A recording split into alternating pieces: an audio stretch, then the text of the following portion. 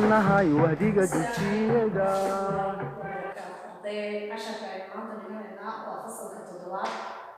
عشركين wuxuu ku saabsan yahay wuxuu la socda casharkii hore ee dagaalkii koowaad ee dagaalkii labada adduunka labadii dagaalweyne ee adduunka ka dhacay ay hore u soo dhignay iyo qodobadii iyo waxyaabihii dhaliyay labadii dagaal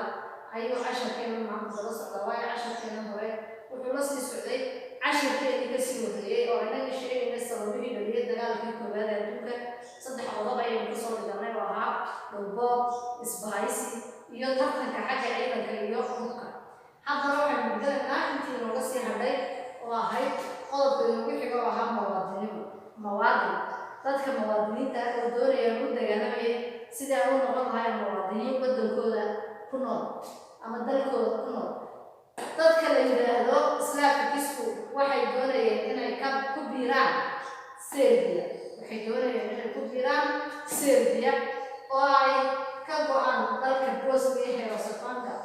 halkaas Bosnia la yiraahdo ayay ka go'ayeen oo ay markaa ku hoos jireen iyagoo ay ka tirsanaayeen markaa waxay doonayeen inay Serbia ku biiraan oo ay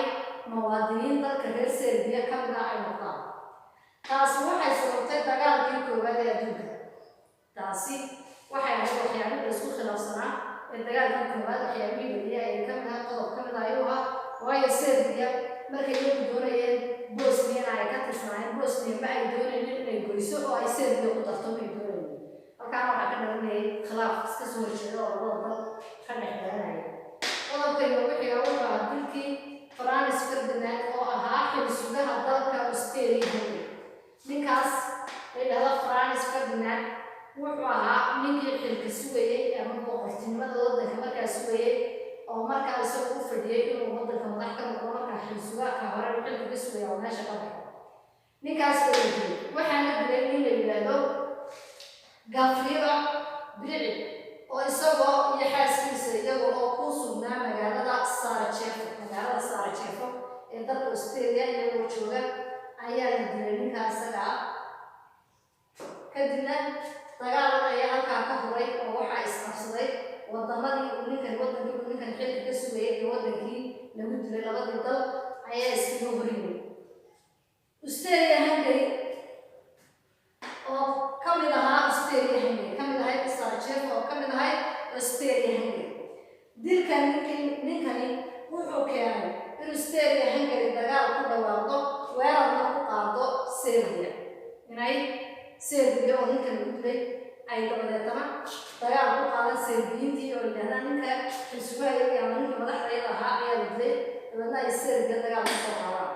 ruushku wuxuu taageeray Serbia waayo isagu wuxuu ka mid ahaa xulafadii Serbia raacsanayd ama isaga iyo Serbia way israacsanayd oo dhinacay ka soo horjeedeen sidaa daraaddeed wuxuu taageeray ama wuxuu la soo saftay waddanka la yidhaahdo Serbia Jarmalkuna ruushka ayuu dagaal ku qaaday sababtoo ugu qaaday maxay ahayd ruushkuna waxaa u raacsanaa dalka la yidhaahdo Bosnia ayaa raacsanaa sidaa daraaddeed iskumaba ururin inuu Serbia la dagaalamo ama u haweysanin waayo de wuxuu arkayaba inaan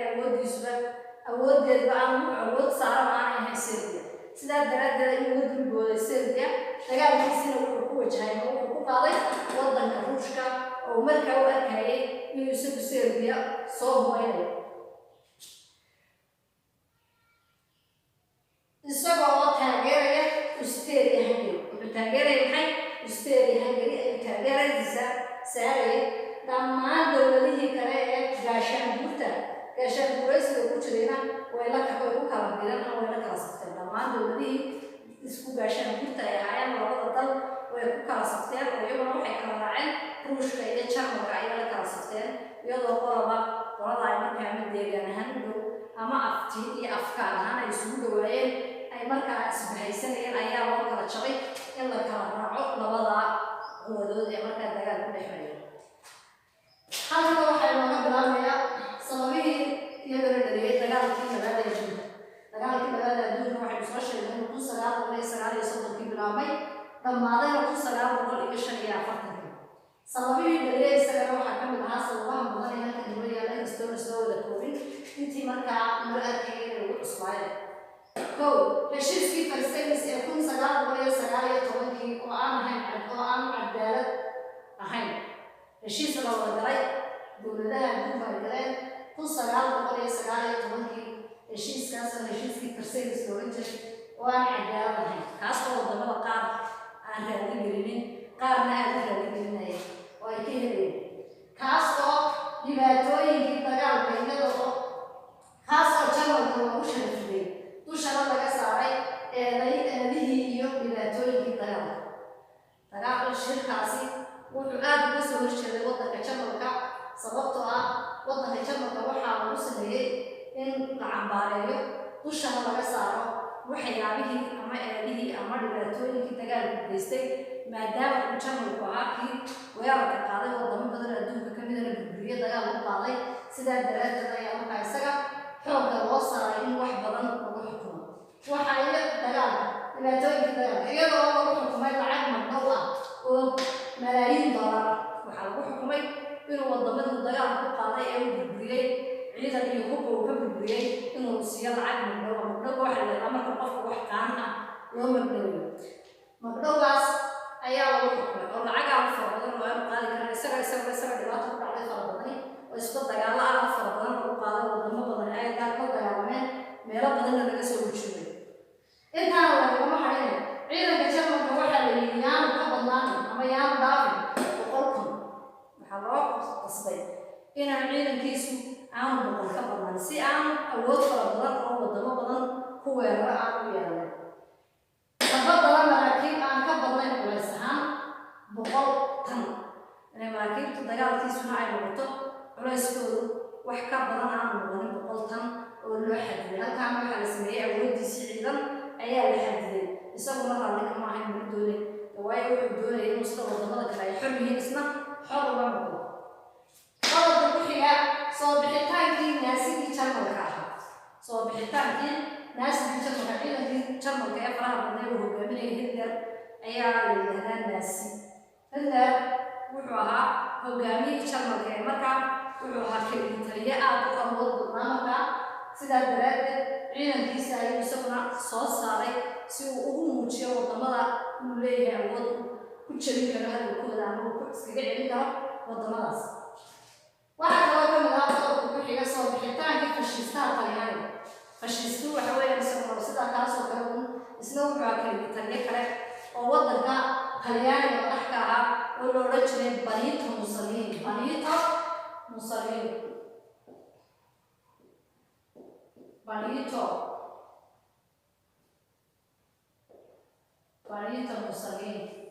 wuxuu ahaa isna hogaamiyihii Talyaaniga ee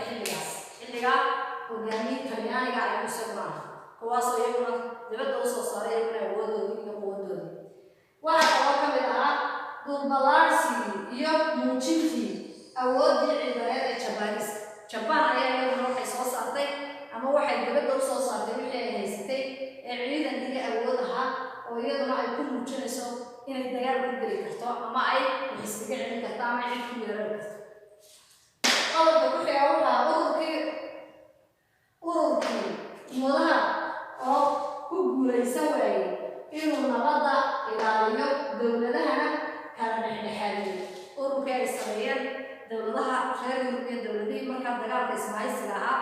ay sameeyeen xilligii u dhammaaday dagaalkii koowaad ee adduunka ee 1918 ururkii ummadaha ayaa la sameeyey oo isaguna yeelan kari waayey awood fara badan ama awood u yeelan waayey inuu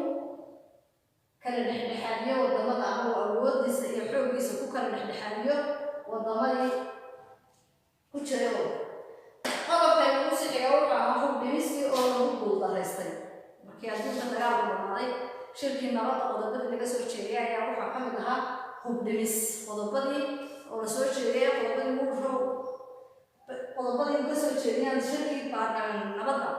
ayaa ama shirkii la isugu imanayay xilligii dagaalku dhammaaday shirarkii la qabtay markay casharada nabad isu soo wada duubno ayaa waxaa ka mid ahaa hubdhimis in la sameeyo hubdhimistii oo markaa lagu guulaysan waayay oo waddan waliba uu doonaya isagu inuu tartan u galo inuu kaga horreeyo wadamada kale taasna iyana waxay noqotay waxyaabaha la isku khilaafay ee dhaliyay dagaalka waxaa kaloo ka mid ah qodobka lagu khilaaf xagga aragtida waxaa la isku khilaafay ama lagu kala duwanaa ama la iskaga hor yimid xagga aragtiyaha iyo sida ay u muuqanayeen arrimihii dagaalka iyo sidii loo xadidayay xaaladaha dagaalka ama xaaladihii nabadda ama shirarkii la gelayay ama waxyaabihii la isku afgaranayay oo lagu kala aragti duwanaaday taasina ay keentay is-afgarawaa soo kala dhex gala wadamadii markaa shirka ku jiray siyaasadii sasabada ahayd qodobkii lagu xiga waxa weeyaan siyaasadii sasabada ahayd ee ingiriiska iyo talyaani ay mar kasta jarmalka u ogolaanayeen inuu sameeyo wuxuu doono jarmalka iyo talyaani maxaa leeyahay ingiriiska iyo talyaani mar walba waxay jarmalka waxay ku horseedayeen ama waxay ka ogolaanayeen inuu wuxuu doono sameeyo dalku doono ku duulo wuxuu doono sameeyo wuxuu doono samaysto waxa la wixii isaga markaa la gudbana uu doonayo uu sameeyo taasoo ay uga jeedeen ma ahayn isaga wanaag ama ujeedda isaga ku hagaajinaya ma ahayn ee waxay islaayeen ama waxay labada dalba doonayeen inuu jarmalku mar walba meesha doono isku qaado kusoo jabo kusoo burburo sidaa daraaddeedna iyaguna markaa isaga awooddiisu liidato ay markaa iyaguna wixii dan ay leeyihiin uga gaadhaan oo waxay ahayd arrin ay isaga doonayeen inay ku daciifiyaan ciidankiisa iyo awooddiisa oo marba dagaalku doono dalku doono dagaal ku qaado marba wuxuu doono sameeyo dabadeetana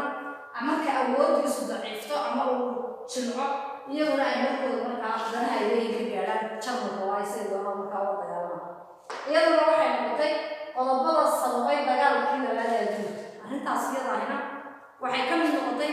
qodobada sababay ama waxyaabaha sababay dagaalkii labaad ee adduunka inuu dhaco waxaan oo qodobaha oo dhan iyo in kale oo iyaguna la siida waxaas oo dhan waxay ahaayeen sababihii geliyey dagaalka ama huriyey dagaalkii labaad ee adduunka iyadoo ay arrimahaas u dhuli jireen dowladaha adduunkana kala aragti duwanaayeen jarmalku isagana aan la ogolaanin marnaba inuu ka hadlo waxa dantiisa ama aanu shirarkaba kasoo qaybgelin ee mar walba cadaadin ay ku hayeen wadamadii kale isbaahisiga ay kasoo horjeeday ayaa waxyaabahaas oo isku wada biirbiiray ayaa dhammaantood waxay noqdeen waxyaabihii dhaliyey dagaalka intaas ayuu casharkeenu maanta lagu joogayaa waxa aad ka soo eegaysaan xogga 737 ilaa 138 page-ka ku xiga oo ah 139 isagana waxaa ku yaala layliskaasna ardayda waad ka soo qoraysaan waadna ka soo shaqaynaysaan ha isqoranina haddii casharadii aan macallinkii idin soo hor istaagnayn ma aha in casharadii sidaa lagu daayay ee casharadii way socdaan idinkana waxaa laydinka baahan yahay dadaal aad u fara badan inaad saartaan buugtana aydan dhigin guriga dushiisa ama aydan meelahaan iska dhigin aydan kabarka iskaga gurnin qof waliba uu buuggiisii fursad u helo maadaama uu fursad badan u haysto waqti badan oo fasaxan lagu jiro inuu qof waliba buuggiisii dib ugu noqdo wixii laynisa ka soo shaqeeyo wixii casharana uu soo akhriyo haddii ilaahay isku keensoo nabad celiyo uu qof waliba isagoo wixiisaba diyaara la isugu wada yimaado wassalaamu calaykum waraxmatullahi